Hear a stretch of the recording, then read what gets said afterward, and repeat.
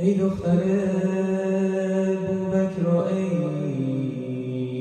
یار وفادار رسول، مهر تو در دلهای ما هرگز نخواهد کرد افول.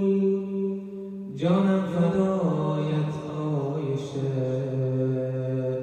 ای همسر خیر البشر،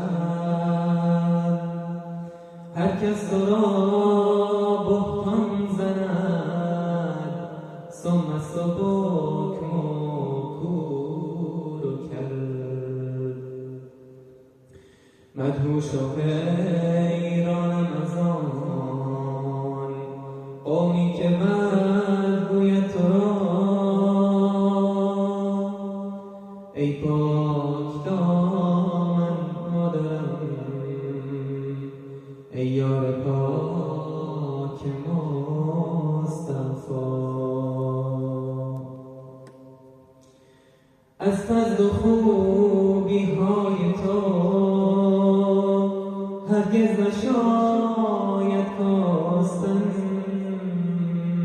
کی میتوان وصف تو را بنگاردش مسکین چو من.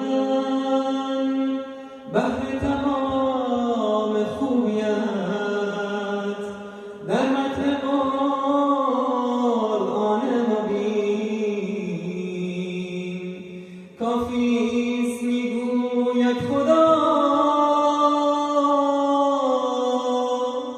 الطیبات للطیبین، یعنی زن و مرد نکو همتا و جفت دیگرن،